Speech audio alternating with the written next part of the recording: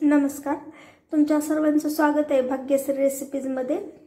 आज आपण बनवणार आहोत गुलाबजामुनच्या प्रीमिक्स पासून गुलाबजामुन कसे बनवायचे ते। तुमचं प्रीमिक्सचे पॅकेट भेटतात। तर आता या ठिकाणी आपण 2 घेतलेले आहेत। हे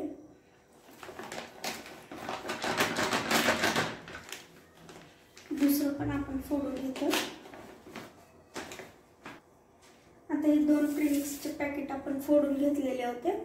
आता यामध्ये या ठिकाणी मी दूध घेतलेलं आहे।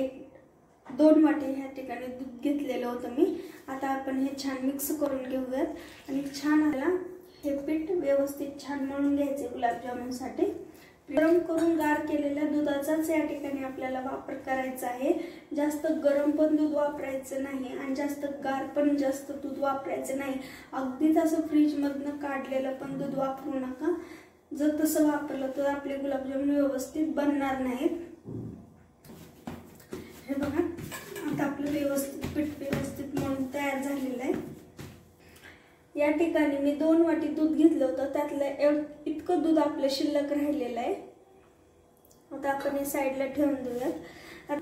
थोडंसं दुधाचा हात लावून देऊयात असा, म्हणजे आपली कणिक सुकणार नाही।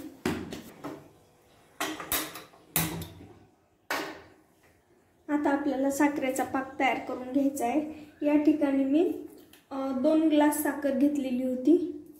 या ठिकाणी मी 2 गिलास साखर घेतलेली आहे। ग्लास साखरेसाठी या ठिकाणी मी 1.5 गिलास पाणी टाकणार आहे यामध्ये।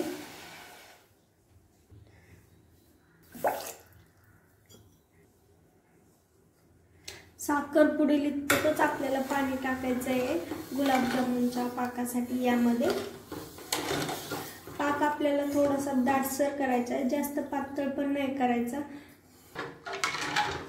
हे छान मिक्स करून घ्यायचं। सतत आपल्याला आदमधून हलवं करायचे, जेणेकरून साखर पूर्णपणे वितळली जाईल।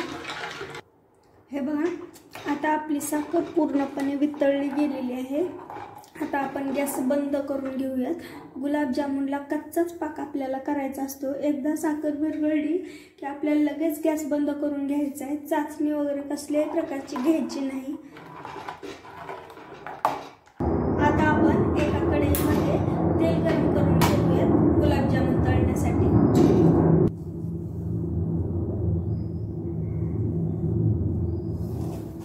तेल गरम होतंय तोपर्यंत आता आपण गुलाबजामुन तयार करून घेऊया त्या प्रीमिक्सचे। हे बघा, व्यवस्थित मळून घ्यायचं आहे।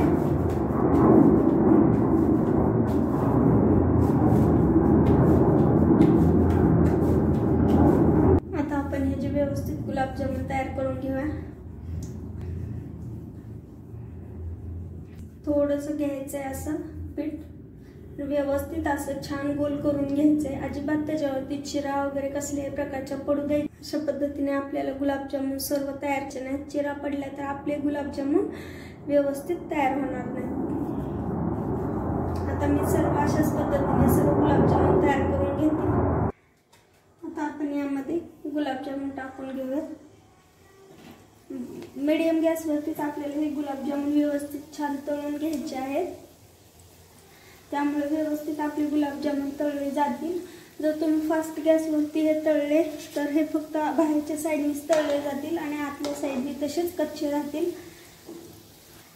हे बघा, आता आपल्या गुलाबजामुनला कलर छान आलेला आहे। आता आपण हे एका ताटामध्ये काढून घेतो।